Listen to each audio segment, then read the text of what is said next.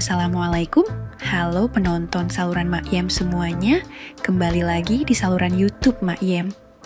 Hari ini, di kesempatan kali ini, Mimin akan berbagi cerita yang akan membuat Anda semua terkejut dan tak habis pikir dengan kejadiannya. Di mana ada sebuah keluarga yang harus mengerjakan perintah dari dukun agar keluarganya tidak jatuh miskin. Sehingga mama dan putranya terpaksa menjalankannya. Wah, gimana tuh, Mak? Anu itu apanya? Begitulah pokoknya. Penasaran nih? Coba absen dulu di kolom komentar dari kota mana aja nih bosku semua.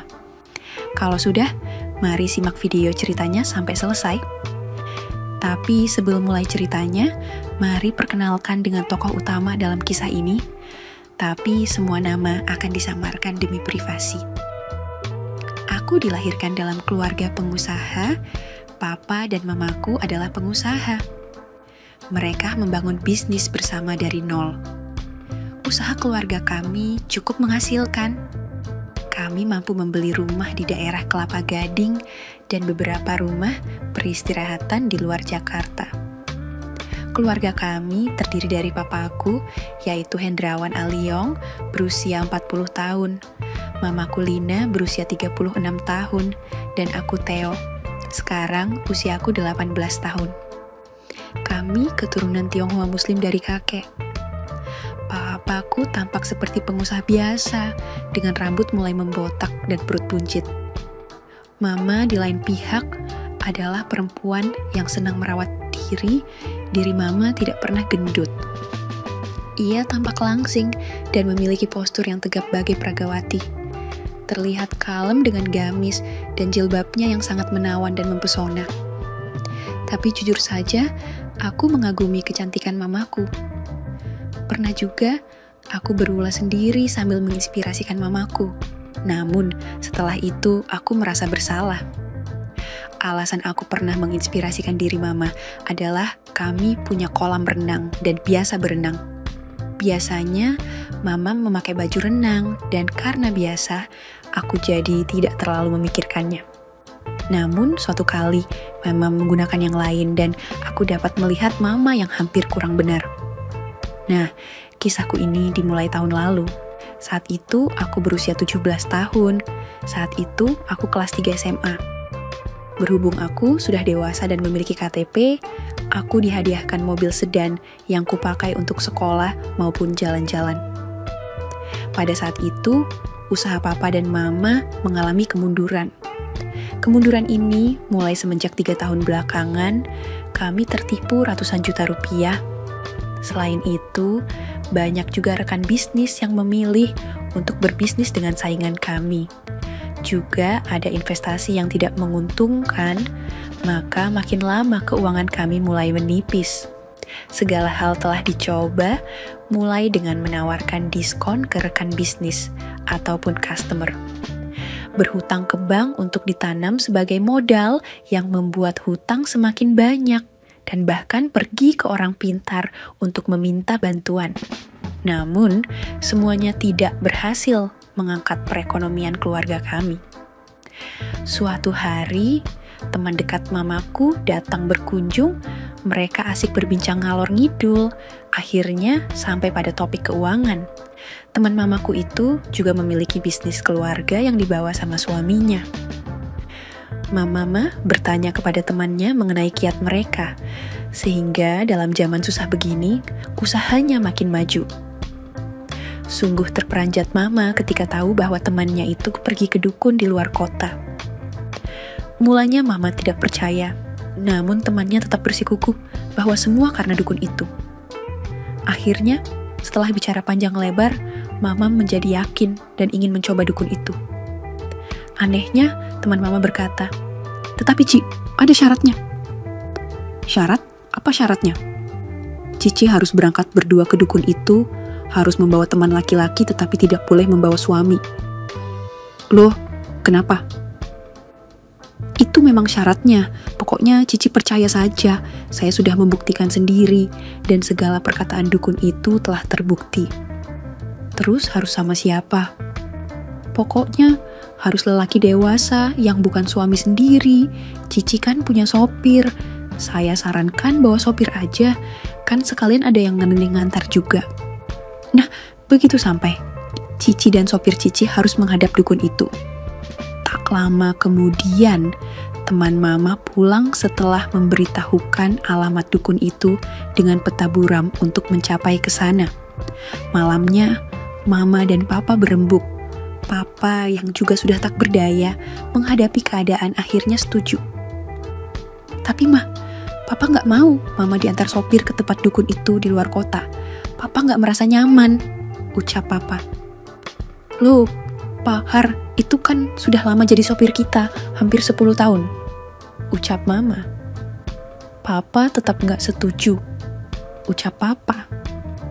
Tapi syaratnya kan harus ada lelaki yang ngantar Mama, ucap Mama. Begini saja deh, si Theo itu kan sudah besar. Lagian dia juga sudah bisa bawa mobil, mending kalian berdua saja yang pergi. Papa merasa kalau Theo yang ngantar, maka lebih aman dan nyaman, baik bagi Mama maupun bagi Papa, ucap Papa. Akhirnya mereka menyetujui hal ini. Aku jadi sopirnya Mama. Pada mulanya aku menolak, berhubung akhir-akhir minggu aku ada kencan dengan pacarku. Tapi Papa malah marah dan mengatakan aku anak durhaka yang tak mau menolong keluarga. Akhirnya aku terpaksa menurut juga dengan hati penuh rasa sebal dan marah. Malam Sabtu, kami berangkat sore. Perjalanan ke tempat dukun itu memakan waktu sekitar 5 jam. Sekitar pukul 10 malam, kami sampai di tempat itu. Tampak banyak pengunjung, ada sekitar 20 pasangan menunggu, setelah kami pun ada sekitar 5 atau 6 pasangan yang datang. Dari kesemua pasien dukun itu, tampak sepertinya adalah majikan dan sopir. Namun, ada juga yang bagikan suami istri yang sepantaran. Mungkin juga sopir tapi ganteng, entahlah. Mama dan aku berpandangan, jangan-jangan harus dengan sopir. Wah, bisa berabih nih. Namun karena nasi sudah menjadi bubur, maka kami tetap menunggu giliran kami dipanggil dukun itu.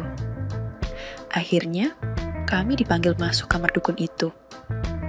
Dukun itu tampak sedikit terkejut. Kami bersila di depannya dengan tempat kemenyan yang berasap di antara kami dan dukun itu. Setelah jeda yang agak lama, ia berkata, "Maaf, ibu membawa siapa?" "Ini anak saya, Ki," jawab Mama. Dukun itu mengangguk-angguk dan terdiam berpikir selama beberapa saat dan akhirnya ia berkata, "Biasanya yang datang adalah pasien dengan sopirnya atau temannya, tapi ibu bawa anak sendiri. Bagus-bagus." "Apanya yang bagus, Ki?" tanyaku penasaran. Tapi dukun itu tidak menjawab, malah menerawang jauh seperti sedang memikirkan sesuatu yang berat. Akhirnya ia berkata lagi, "Ada keinginan apa sehingga datang ke sini?" Mamaku menjawab, "Begini Ki, kami sekeluarga memiliki usaha yang besar, tetapi akhir-akhir ini terus merugi. Kami sudah melakukan segalanya untuk memperbaiki usaha kami, tapi selalu gagal. Nah, menurut teman saya, Aki ini katanya pintar sekali dan manjur. Maka kami kesini minta bantuan Aki agar usaha kami sukses." Dukun itu mengangguk-mangguk. Setelah terdiam lagi, beberapa saat kita berkata, "Bisa-bisa, tapi syarat untuk mencapai keinginan ini berat sekali. Kalian harus bersumpah kepada Aki untuk melakukan syaratnya. Bila syarat ini tidak dilakukan, maka hasilnya adalah harta kalian akan habis sekejap dan kalian akan menjadi miskin." "Syarat apa itu, Ki? Kalau tidak berat, kami pasti akan melakukannya," tanya mamaku. "Syarat ini jelas berat, namun Aki tidak boleh membicarakan syarat sebelum kalian bersumpah dulu. Ini adalah keharusan dari ilmu yang Aki miliki," sahutnya. "Maksudnya, kami harus bersumpah tanpa tahu syaratnya apa?" tanya Mama. "Betul," sahutnya. "Cuman Ki, kami harus tahu dulu agar kami bisa menentukan bisa atau tidaknya. Contoh, bila syaratnya demikian orang, tentu kami tidak akan melakukannya," ucap Mama. tidak perlu demikian. Syarat ini tidak akan menyakiti orang lain, malahan akan memberikan kebaikan pada diri sendiri, ucap Aki. Aki tidak akan bilang syaratnya sebelum kami bersumpah, tanya Mama lagi, dan dukun itu mengangguk-angguk lagi. Mama menatapku dan bertanya, gimana? Theo sih setuju aja bila tidak harus menyakiti orang lain, kan semua demi keluarga, sahutku. Akhirnya kami setuju dan ritual sumpah itu dilakukan. Kami bersumpah sendiri-sendiri dengan sang dukun memegang jidat kami dan mengasapi dengan kemenyan. Anehnya, aku bersumpah akan melakukan satu syarat, sementara Mama harus bersumpah melakukan 2 syarat. Barulah kemudian ia kembali duduk di tempat semula dan berkata, perlu diingat bahwa kalian sudah bersumpah, dan dalam sumpah itu, kalian juga menerima bahwa apabila menolak melakukan syarat-syarat, maka harta kalian akan hilang dari muka bumi, ucap Aki. Dan kami berdua mengangguk. Sebenarnya syaratnya adalah kalian harus melakukan ritual dalam sebulan 3 kali untuk membuat jin-jin membantu kalian mengumpulkan uang. Bila ritual ini tidak dijalankan, maka jin-jin itu akan menghabiskan uang kalian alias merugikan kalian sendiri. Ritual itu harus dilakukan kalian berdua sebagai pasangan yang datang kemari minta bantuan. Sang dukun berdehem dan kemudian melanjutkan pembicaraan. Ritual ini adalah ritual berbagi. Apa? Kami berdua kaget setengah mati. Ritual berbagi mama dan anak? Tapi kami mama dan anak, ucap mamaku. Justru disitulah kuncinya, selama ini Aki menganjurkan ritual dengan lelaki yang bukan suami. Demikian tuntutan ilmu itu. Berselingkuh dengan lelaki lain membuat jin-jin itu akan datang menonton dan bekerja kepada pasangan tidak sah itu. Sedangkan bila mama dan anak melakukan ritual, dapat dipastikan jin-jin yang datang akan lebih banyak, sahutnya. Tapi, sang dukun memotong. Yang perlu diingat sumpah si lelaki hanya 1 syarat, tetapi sumpah si perempuan ada 2 syarat. Yang satu adalah melakukan ritual dengan pasangan yang dibawa ke sini. Yang satu adalah untuk menghentikan hubungan pribadi dengan suami sendiri. Inilah kesenangan jin yang lain, melihat si suami tidak mendapatkan dari istrinya, sementara istrinya memberikan kepada orang lain. Mama tambah membelalakan matanya. Mengerjakan dengan anak sudah parah, kini tidak boleh mengerjakan dengan suaminya. Rupa-rupanya dukun ini adalah dukun ilmu hitam. Ada rasa penyesalan yang terlihat di wajah Mama. Aku pun kaget jadinya. Dukun ini berwajah angker dan beribawa. Mama tidak berani menolak, melainkan hanya mengangguk saja untuk memperlihatkan persetujuan. Akhirnya, Mama membayar mahar sekitar 10 juta rupiah. Lalu kami pergi dari situ. Sepanjang jalan Mama ngomel. Untung saja Pak Har, supir kami tidak ikut.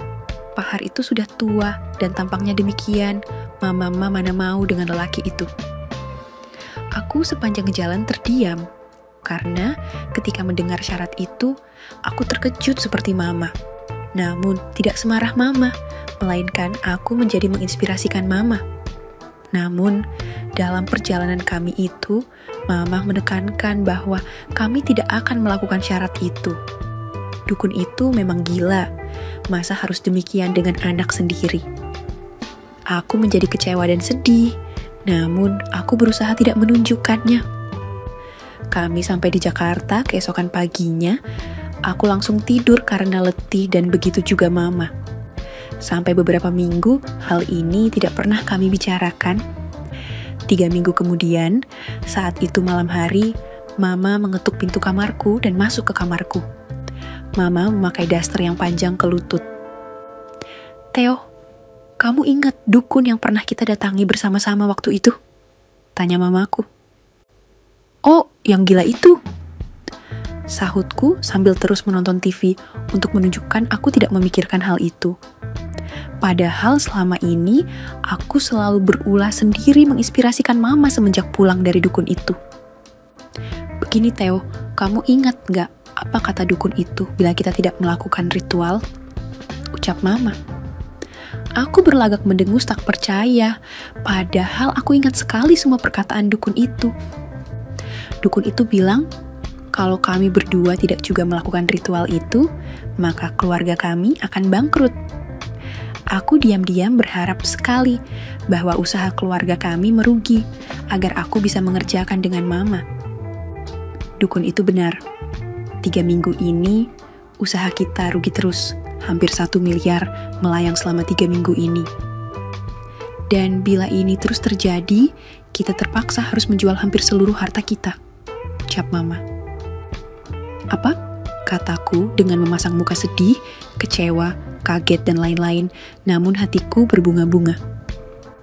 Pucuk dicinta ulam tiba, kata orang tua. Dalam hati aku begitu bahagianya hingga aku susah payah menahan senyum di wajahku. Rasanya ingin berteriak, apakah ini berarti mamaku mengajakku untuk melakukan syarat tersebut? Mama mendahem sekali, tampak ia gugup. Mama dan papa tak pernah menyimpan rahasia. Dulu sewaktu pulang, papamu telah mama beritahu tentang dukun ini. Maka sekarang pun papamu tahu bahwa kita merugi karena ulah sumpah kita sendiri. Ucap mama. Terus? Ucapku, tapi dalam hati aku berteriak kegirangan, tampaknya harapanku akan segera terwujud. Mama dan papa sepakat untuk mengikuti ritual ini selama sebulan ini. Terus kita lihat apakah ada perubahan. Bila tidak ada, maka kami berdua mohon agar kamu melupakan semua ini dan memaafkan kami berdua, ucap mama. Bila ada perubahan dan usaha kita untung, tanyaku. Mama hanya menggeleng. Kita lihat saja nanti, ucap mama, kemudian mama menghampiriku. Aku deg-degan sekali. Mama memindah apa yang aku bawa. Kaget juga ia ketika melihat aksesoris yang unggul sudah bereaksi akibat pembicaraan ini. Terlihat di raut mukanya bahwa ia kaget. Mama agak bingung bagaimana seharusnya kita mengerjakannya, tapi mama berpendapat kita tidak boleh mengerjakan dengan total karena kita mama dan anak, ucap mama. Maksud mama? Tanyaku. Kita tidak perlu cipri pampa meletakkan hikmah kehidupan di wadahnya sampai tumpeh-tumpeh dan lain-lain seperti sepasang kekasih. Mama akan gunakan ini. Kamu tidak boleh memegang mama, biar mama saja yang bekerja. Kamu diam saja mengikutinya, ucap mama.